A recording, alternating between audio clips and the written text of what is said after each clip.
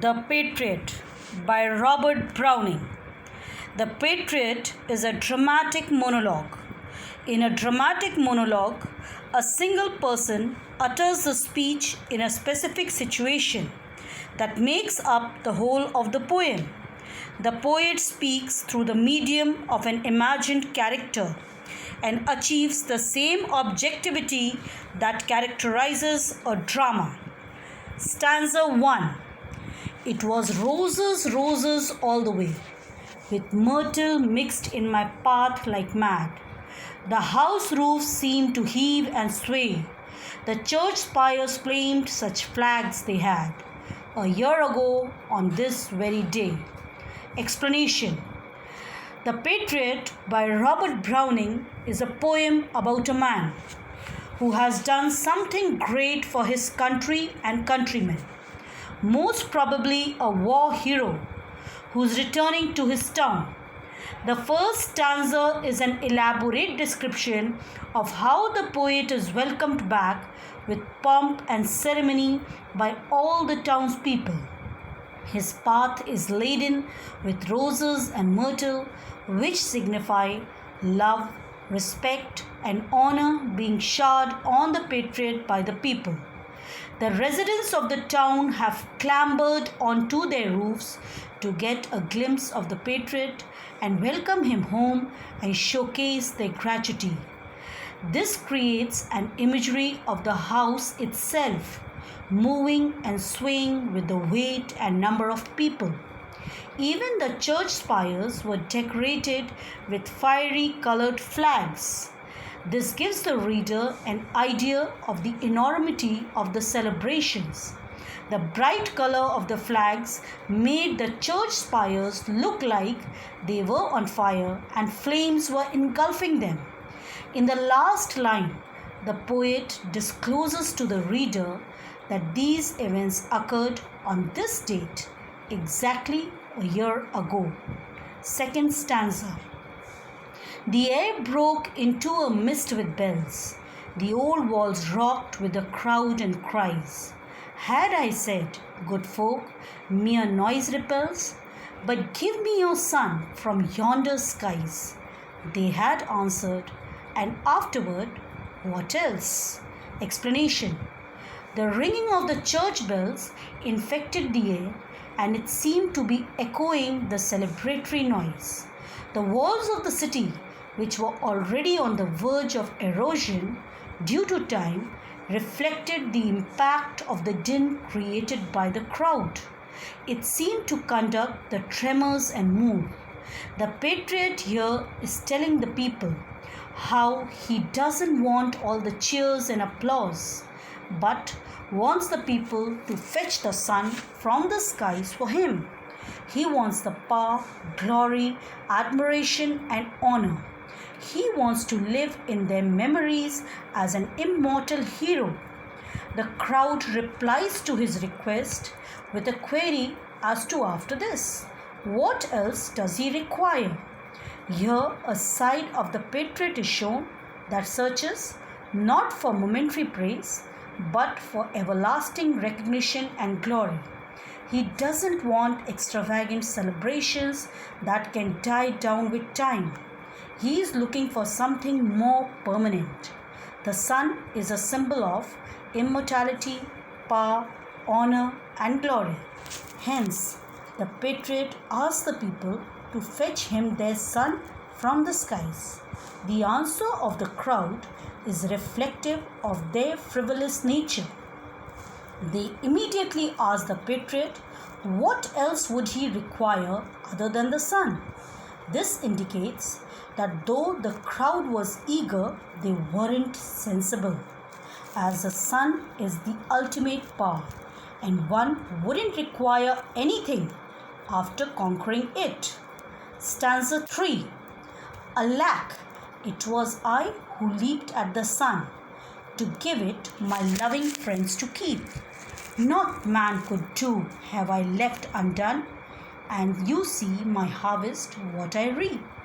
This very day, now a year is run. Explanation. The third stanza acts as a conjunction for the transition from the past to the present. The patriot says that despite him asking the townspeople to get him the sun, in the end, it was he who leaped for it and got it for the people, who he refers to as his beloved friends.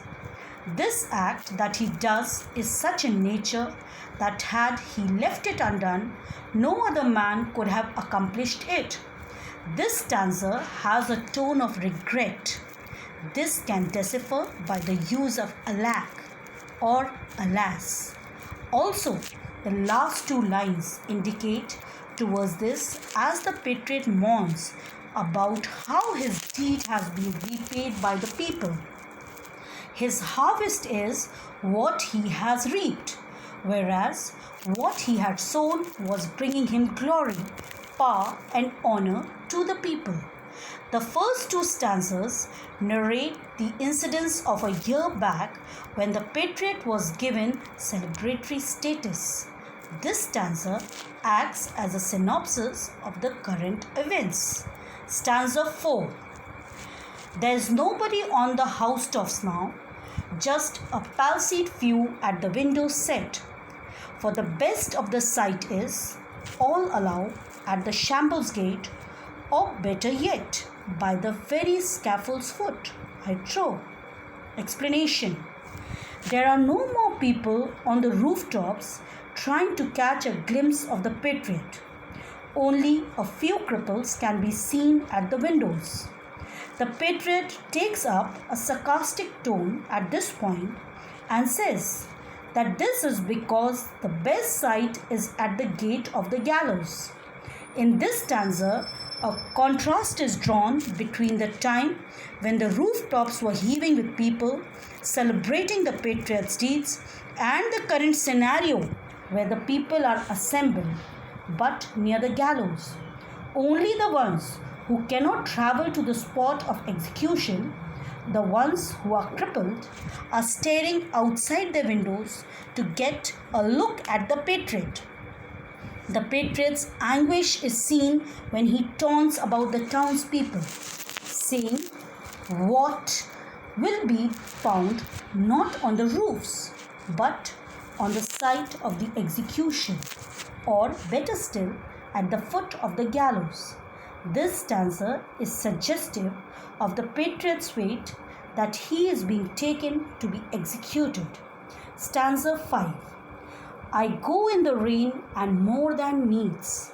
A rope cuts both my wrists behind, and I think by the feel my forehead bleeds, for they fling, whoever has a mind, stones at me for my year's misdeeds.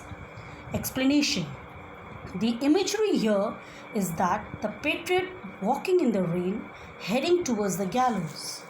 His wrists are tied tightly behind his back with a rope that cuts through his skin. He can feel blood trickling down his forehead, but he cannot know for sure as his hands are bound, so he can't touch and feel. His cuts are because of the stones being flung at him by anybody and everybody. The picture being projected in this stanza is a very pitiable one, as it is in direct contrast with the imagery of the first and the second stanza.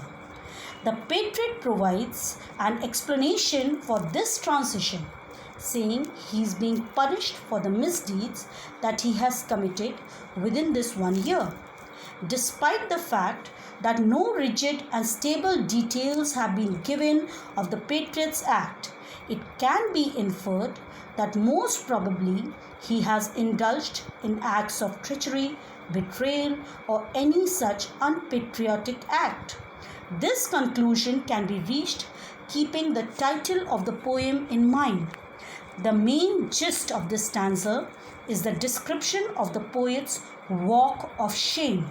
Stanza 6. Thus I entered and thus I go. In triumphs people have dropped down dead. Paid by the world, what dost thou owe me? God might question now instead. It is God shall repay, I am safer so. Explanation.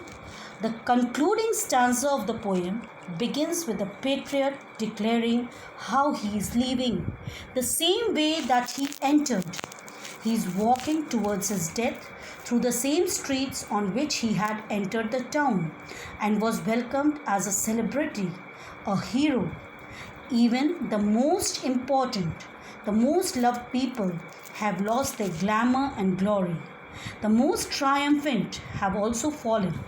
The patriotic's religious belief have been reflected, and his belief in afterlife has been showcased when he mentions how he will be received by God.